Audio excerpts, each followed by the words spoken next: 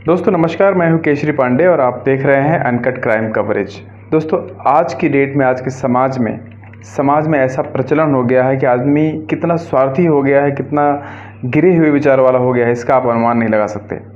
जिस पति के साथ, जिस पत्नी के साथ आदमी शादी करता है, 7 जन्मों तक एक साथ रहने की जो सौगंध खाता है, लेकिन वो चीज़ें उसके लिए इतनी ज़्यादा इजी, इतनी ज़्यादा नॉर्मल हो जाती हैं कि आदमी इन सब चीज़ों को क्रॉस करके एक नई लिमिट तक पहुंच जाता है, जिसके बारे में हम और आप कल्पना भी नहीं कर सकते। हमारी परिकल्पना की परिसीमन से बहुत ज़्यादा ऊपर होता है। ऐसी ही एक घटना मैं आपको बताने जा रहा हूं दोस्तों, जो इसमें तमिलनाडु से आ रही है। दरअसल तमिलनाडु में एक ऐसी घटना होती है जहाँ पे कि जो पत्नी होती है अपनी खुद की सगी बेटी के साथ मिलके अपनी ही पति की हत्या कर देती है। और ये जो सिलसिला होता है इस तरीके से होता है कि इसको एकदम नाटकीय ढंग से इसका रूप देने की कोशिश की जाती है।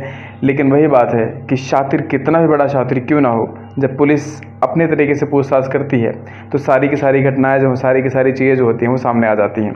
दरअसल दोस्तों यहाँ पे एक आदमी है जिसकी उम्र है 42 साल और इस आदमी का नाम है गगन शेखर। गगन शेखर जो है ये तमिलनाडु के तूतीकोरिन नाम की जगह से बिलोंग करते हैं। जो ये गगन शेखर हैं, इनका काम है मछली बेचना, मछली मार्केट से मछली लाना और मछली बेचना। दरअसल कमाई कम होने की वजह से इस गगन शेखर के नाम के आदमी ने एक प्लान बनाया कि इन्होंने मछली को थोड़ा ज़्यादा खरीदना शुरू किया और आधी मछली अपनी वाइफ को देते थे कि तुम जाके अपने घर से आधे किलोमीटर दूर जो दूसरी मार्केट है वहाँ पे बेचो, मैं यहाँ दूसरी मार्केट में बेचता हूँ जो थोड़ा ज़्यादा दूर है, सो दैट अलग अलग मार्केट में बेचेंगे तो हमारे पास पैसा ज़्यादा आएगा। प्लानिंग के अकॉर्डिंग सब कुछ सही चलता है। और ये जब दोनों हस्बैंड वाइफ चले जाते हैं, इनकी 21 साल की बेटी जो होती है वो घर में अकेली रह जाती है।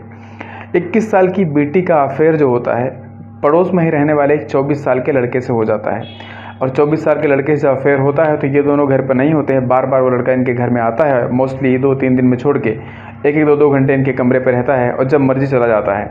हालांकि जब गगन शेखर को इस घटना की जानकारी होती है तो गगन शेखर ने अपनी वाइफ से बात करने की कोशिश की, वाइफ को समझाने की कोशिश की कि इस चीज़ को अपनी बेटी से बात करो, मैं उससे नहीं कह पा रहा हूँ। लेकिन वाइफ उल्टा गगन शेखर के ऊपर ही चढ़ जाती है। वह कहती है कि मेरी बेटी के बारे में तुमने ऐसे बोलने की कोशिश की, इसके लिए तुम्हारी गलत मेंटलिटी साबित होती है। लेकिन गगन शेखर था कि उसने बाकायदा वीडियो बना के, बाकायदा प्रूफ के साथ अपने आसपास के मोहल्ले के दोस्त से बात करके कंफर्म कर लिया था कि उसकी बेटी का बगल के पड़ोस के एक लड़के से अफेयर है और ये बात पुख्ता सबूत के साथ प्रमाणित हो चुकी है। हालांकि जब ये चीज़ होती है तो एक चीज़ और निकल के आती है। जहाँ से ये लोग थोक में मछलियाँ खरीदते थे, वो थोक विक्रेता जो मछली मालिक होता है, जो मछलियाँ बेचता है, उससे गगन शेखर की वाइफ का अफेयर आज के लगभग 3.5 साल पहले से चल रहा था। अब देखिए यहाँ पे विडंबना क्या है। गगन शेखर एक शरीफ आदमी अपने परिवार के भरण पोषण के लिए सारी मेहनत मजदूरी करके किसी तरीके से ये चाहता था कि 2 पैसे इकट्ठे हो जाएं। यहाँ इसकी वाइफ जो है वो मछली के थोक विक्रेता के साथ प्यार संबंधों में गिरफ्तार थी। और इसकी जो बेटी होती है जिसकी उम्र 21 साल है, ये पड़ोस के लड़के के 24 साल के लड़के के साथ अवैध संबंधों में गिरफ्तार थी। अब आप सोच सकते हैं ऐसे आदमी के ऊपर क्या फ़र्क पड़ेगा।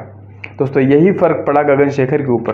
गगन शेखर समझा के हार गया, लेकिन इसकी पत्नी और इसकी बेटी इसके ऊपर ही धावा बोल देते और सिलसिला यहाँ तक पहुँच गया। गगन शेखर ने जब सोचा कि ये बात मेरे समझाने से नहीं हो रही है तो गगन शेखर ने एक दिन ये बोला कि अगर तुम लोग नहीं मानोगे तो मैं ये घर और सब कुछ छोड़ के चला जाऊँगा ज़िंदगी भर के लिए। इस बात से सोचा, इन लोगों ने सोचा कि अगर ये आदमी चला जाएगा तो हमारा सारा काम भी बंद हो जाएगा, हमारा जो ये सब चल रहा है इसमें भी क्वेश्चन मार्क आने शुरू हो जाएंगे। और इसी सिलसिले को लेके गगन शेखर की पत्नी, उसकी बेटी और गगन शेखर में बहुत ज़बरदस्त तरीके से झगड़ा लड़ाई होती है। और उसी रात क्या होता है कि गगन शेखर जो होता है जब रात में सोया होता है, उस समय जो वाइफ होती है अपनी जो बेटी का जो प्रेमी था जिसकी उम्र 24 साल थी, उसको बुला के गगन शेखर को अपने रास्ते से हटाने की पूरी तरीके से प्लानिंग बनाती है। और प्लानिंग इस तरीके से बनाती है कि उसके सर को बार बार एक जो पत्थर टाइप का वजन पत्थर से बार बार कुचला जाता है।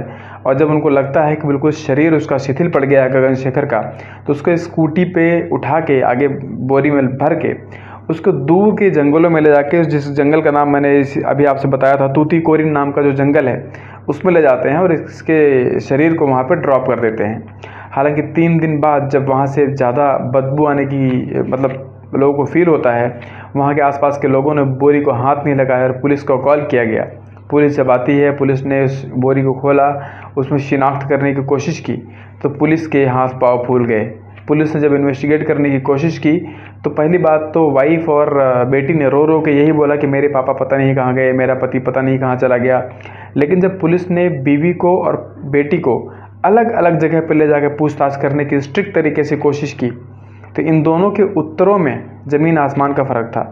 बेटी कुछ और बता रही थी और पत्नी कुछ और बता रही थी और इनके पड़ोसी लोग कुछ और बता रहे थे। पुलिस को समझते हुए देर नहीं लगी कि इस आदमी जिसका नाम गगन शेखर था, जिसकी उम्र 42 साल थी, इसके साथ इसकी पत्नी ने क्या कर दिया है। जब पुलिस ने इन दोनों को उठा के जब स्ट्रिक्ट तरीके से पूछताछ की तो इन दोनों ने सब कुछ उगल दिया कि ऐसा क्यों हुआ है। हालांकि फ़िलहाल इसमें का रिज़ल्ट ये है कि गगन शेखर के साथ ऐसी हरकत करने वालों में 3 लोग जो शामिल थे, बेटी और गगन शेखर की वाइफ और गगन शेखर की बेटी का जो 24 साल का प्रेमी था, वो इन तीनों लोगों को अरेस्ट करके पुलिस ने इसमें जेल में डाल दिया है और चार्जशीट प्रिपरेशन करने के लिए जारी है। आप सोच सकते हैं दोस्तों कि आज के समाज में, आज के देश में किस तरीके की मेंटेलिटी हो गई है छोटी छोटी चीज़ों की वजह से, जिसको शायद बात करके बड़ी आसानी से निपटाया जा सकता था, इसका प्रॉपर सॉल्यूशन लाया जा सकता था, लेकिन उसको लाने की जगह होता वो है जिसकी बिल्कुल परिकल्पना नहीं की जा सकती थी। आप माने या ना माने, क्योंकि परिवार की जो हर कड़ी होती है आपस में जुड़ी हुई होती है। अगर एक कड़ी टूटती है तो सारी कड़ियाँ टूटती हुई चली जाती हैं। इसलिए जो परिवार का स्तंभ है, जो पति है घर का, जो पत्नी घर की, उनको आपस में एक सपोर्ट बना के रखना चाहिए, क्योंकि एक भी खंभा अगर इधर उधर हुआ तो परिवार रूपी जो घर होता है वो भरभरा के गिर पड़ता है। और यही हुआ इस सिचुएशन में। दोस्तों, आपसे रिक्वेस्ट है, आपसे एक मेरी हम्बल गुजारिश है कि ऐसा कोई अगर सिनेरियो आपके घर में है तो आपस में लड़ने झगड़ने के बजाय आपस में प्यार से बैठ के एक सोल्यूशन निकालने की कोशिश कीजिए। अगर आपको लगता है कि आप बैठ कर सोल्यूशन नहीं निकाल सकते हैं तो आप आपस में बीच में किसी ऐसे आदमी को लाइए जिसका रिश्ता आप दोनों से बहुत अच्छा हो। ये सारी चीज़ें करके आप समझदारी से, बुद्धिमानी के साथ अपने परिवार को आगे बढ़ा सकते हैं, अपने परिवार को एक अच्छे मुकाम पर ले जा सकते हैं। आशा करता हूँ ये वीडियो आपके लिए इन्फॉर्मेटिव रही होगी। ऐसी ही एक और नई वीडियो के साथ मैं कल मिलूँगा। तब तक के लिए अपना ख्याल रखिएगा और अपनों का ख्याल रखिएगा। जय हिंद, जय भारत।